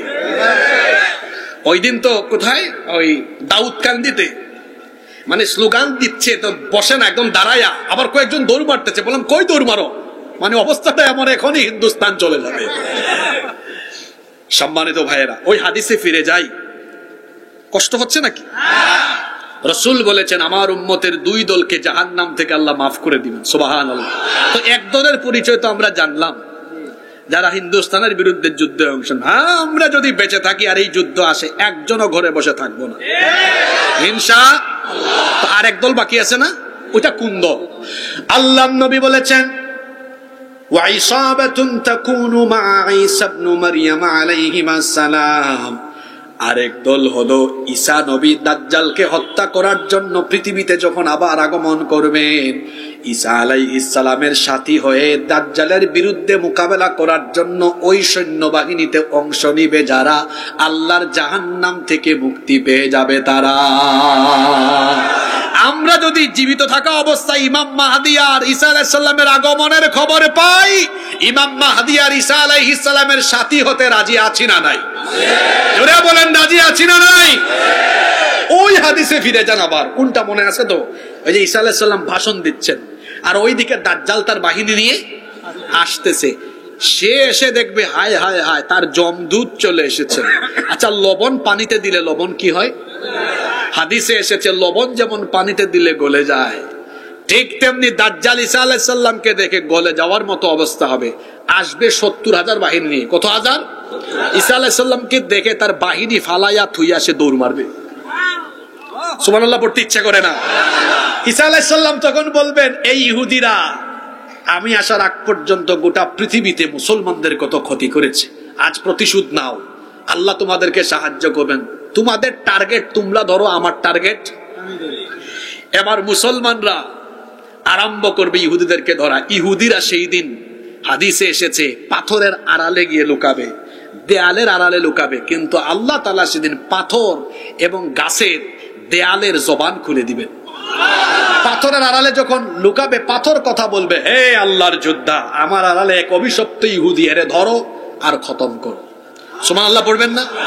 দেয়াল গাছ কথা বলবে। আর ওই দেখি ঈসা আলাইহিস সালাম তারে কারে, জোরে বলেন না কারে, তারে দৌড়াইতে দৌড়াইতে লুদ, বাবে লুদ, ওইটাও ফিলিস্তিনের অংশ ছিল, এটাও অসভ্য দখলদার ইহুদিরা দখল করে রেখেছে। ওই লুদে গিয়ে, বাবে লুদে ঈসা আলাইহিস সালাম দাজ্জালকে ধরবেন আর ওই জায়গায় তাকে কতল করবেন, হত্যা করবেন। আল্লাহু আকবার, আল্লাহু আকবার। দাজ্জাল শেষ। এই যে তিন ব্যক্তির কাহিনী বললাম, ইমাম মাহদী আলাইহিস সালাম, দাজ্জাল, ঈসা আলাইহিস সালাম, এগুলো পৃথিবীর আপকামিং ক্যারেক্টার, আপকামিং, খুব শীঘ্রই এগুলো ঘটবে। দাজ্জালের ফিতনা পৃথিবীতে চলছে। দাজ্জালের জন্ম তো হবে না, হয়ে গিয়েছে, সে পর্দার আড়ালে আছে। এখন সে তার বাহিনী ইহুদিদেরকে দিয়ে গোটা পৃথিবীতে ফিতনা চালাচ্ছে। এখন গোটা পৃথিবীতে যত ফিতনা চলছে, সব ফিতনা হলো দাজ্জালীয় ফিতনা। সব ফিতনা কি ফিতনা? দাজ্জালীয় ফিতনা। এখন এই ফিতনা থেকে আমাদের বাঁচার দরকার আছে না নাই? জোরে বলেন আছে না নাই? খুব কষ্ট হচ্ছে আপনাদের, তাই না? আর কিছু সময়ের পরে আমরা মোনাজাত করে বাড়িতে যাবো ইনশাআল্লাহ। সারা রাত বাঁচায়েন না, তাহলে আবার ফজরের নামাজ কেমনে পড়বেন? আচ্ছা, তাহলে দাজ্জালের ফিতনা থেকে বাঁচার দরকার আছে না? দাজ্জালের ফিতনা এখন চলছে। দাজ্জালের ফিতনা থেকে বাঁচার জন্য আল্লাহর রাসূলের হাদিস থেকে আমি আপনাদেরকে তিনটা আমল আজকে শিখায়া যাব। পরে দাজ্জালের ফিতনা থেকে আমাদেরকে যিনি বাঁচিয়ে দিবেন তিনি কি? আল্লাহ। 1 নাম্বার, আত-তামাসসুক বিল কুরআনি ওয়াস সুন্নাহ, কোরআন এবং সুন্নাহকে আঁকড়ে ধরা। আল্লাহর নবী বলেছেন, আমি দুইটা জিনিস তোমাদের কাছে রেখে যাচ্ছি, কোরআন এবং সুন্নাহ। এই দুটো জিনিসকে যদি তোমরা আঁকড়ে ধরতে পারো, কোনোদিন তোমরা গোমরা হবে না। এই জন্য দাজ্জালের ফিতনা থেকে বাঁচার জন্য কোরআন সুন্নাহকে আঁকড়ে ধরতে হবে। 2 নাম্বার আমল হলো, আল্লাহর নবী বলেছেন, নামাজে সালাম ফেরানোর আগে তোমরা আল্লাহর কাছে দাজ্জাল থেকে পানাহ চাও। নবীজি বলেছেন, তখন তোমরা শেষ বৈঠকে তাশাহুদ পড়ো। এই যে আমরা আত-তাহিয়াতু লিল্লাহি ওয়াস সালাওয়াতু এটা পড়ি, তারপরে আমরা দুরূদ পড়ি, আল্লাহুম্মা সাল্লি আলা মুহাম্মদ, এরপরে পড়ি আল্লাহুম্মা বারিক আলা মুহাম্মদ। তারপরে কি পড়ি? দুআয়ে মাগফির, আল্লাহুম্মা ইন্নী যালামতু নাফসি যুলমান কাসীরা ওয়া লা ইয়াগফিরু যুনুবা ইল্লা আনত ফাগফিরলি মাগফিরাতাম মিন ইনদিকা ওয়ারহামনি ইন্নাকা আনতাল গফুরুর রহিম। এরপরে সালাম ফিরায় ফেলেন। কিন্তু আল্লাহর রাসূল বলেছেন, না, সালাম ফিরায়ও না। দুআয়ে মাসুরা শেষ করে তোমরা আল্লাহর কাছে এই দোয়াটা পড়ো, আল্লাহুম্মা ইন্নী আউযু বিকা মিন আযাবিল কবর ওয়া মিন আযাবি জাহান্নাম ওয়া মিন ফিতনাতিল মাহইয়া ওয়াল মামাত ওয়া মিন ফিতনাতিল মাসিহিদ দাজ্জাল। নবীজি বলেছেন, এই দোয়াটা সালাম ফেরানোর আগে যারা পড়বে, আল্লাহ ওই ব্যক্তিকে দাজ্জালের ফিতনা থেকে বাঁচিয়ে দিবে। তাহলে এই দোয়াটা আমাদের সবার জানা থাকা দরকার আছে না নাই? একবার মহব্বতে আমার সাথে সবাই বলেন তো, আল্লাহুম্মা, আর জুড়ে বলেন, আল্লাহুম্মা ইন্নী আউযু বিকা মিন আযাবিল কবর ওয়া মিন আযাবি জাহান্নাম ওয়া মিন ফিতনাতিল মাহইয়া ওয়াল মামাত ওয়া মিন ফিতনাতিল মাসিহিদ দাজ্জাল। কি সুন্দর দোয়া! নবীজি বলেছেন, দোয়া করো, হে আল্লাহ, আমাকে কবরের আযাব থেকে, জাহান্নামের আযাব থেকে, জীবন মরণের ফিতনা থেকে, আর দাজ্জালের ফিতনা থেকে আমাদেরকে বাঁচিয়ে দাও। বলেন আমিন। 3 নম্বর আমল, আল্লাহর নবী বলেছেন, কোরআনে কারীমের একটা সূরা আছে, সূরার সিরিয়াল নাম্বার হলো 18, সূরার নাম সূরা কাহাফ। আল্লাহর নবী বলেছেন, মান হাফিযা 10 আয়াতিন মিন আউয়ালি সূরাতিল কাহফি উসিমা মিন ফিতনাতিদ দাজ্জাল। অন্য বর্ণনায় এসেছে, মান হাফিযা 10 আওয়াখির মিন সূরাতিল কাহফি উসিমা মিন ফিতনাতিদ দাজ্জাল। আল্লাহর নবী বলেছেন, যেই ব্যক্তি সূরা কাহাফের প্রথম দিকের 10 আয়াত অথবা শেষের দিকের 10 আয়াত মুখস্থ করবে, আল্লাহ তাআলা ওই ব্যক্তিকে দাজ্জালের ফিতনা থেকে বাঁচিয়ে দিবেন। আচ্ছা, কোন সূরার কথা বললাম? জোরে বলেন তো, কোন সূরা? আজকে কি মহিলারা আছেন নাকি? মা বোনরাও শুনেন। কোন সূরা? সূরা কাহাফ। কয়টা আয়াত? প্রথম 10 আয়াত অথবা শেষের 10 আয়াত। আমার বাবারা, ভাইয়েরা, আমার মায়েরা, বোনেরা, এই 10টা আয়াত কি আপনারা মুখস্থ করতে পারবেন না? এই 10 আয়াত মুখস্থ করলে দাজ্জালের ফিতনা থেকে বাঁচিয়ে দিবেন কে? কয়টা আমলের কথা বললাম? 1, কোরআন সুন্নাহ আঁকড়ে ধরা। 2, ওই যে তাশাহুদে সালাম ফেরানোর আগে ওই দোয়াটা পড়া। 3 নাম্বার, সূরা কাহাফের প্রথম বা শেষের 10টা আয়াত মুখস্থ করা। তাহলে দাজ্জালের ফিতনা থেকে বাঁচিয়ে দিবেন কে? মনে রাখতে হবে, দাজ্জাল পৃথিবীতে যে কোনো সময় চলে আসবে। দাজ্জাল আসার আগেই দাজ্জাল ফিতনা আড়াল থেকে চালিয়ে যাচ্ছে। এই ফিতনা থেকে আমাদেরকে এই সময়ে বেঁচে থাকা আমাদের সকলের দায়িত্ব। আসুন দাজ্জালীয় সকল ফিতনা ফাসাদ থেকে নিজেদেরকে হেফাজত করে ঈমানের উপর অটল থাকি। আর ঈমানের উপরে অটল থাকার জন্য এই কোরআন প্রতিদিন পড়া, কোরআন বুঝা, কোরআন মেনে চলার কোনো বিকল্প। আল্লাহ আমাদেরকে দাজ্জালের ফিতনা থেকে বেঁচে কোরআন সুন্নাহর আলোকে জীবন পরিচালনার তৌফিক দান করেন। আলোর পথে 24 24 ঘন্টা শুধু ইসলাম প্রচার।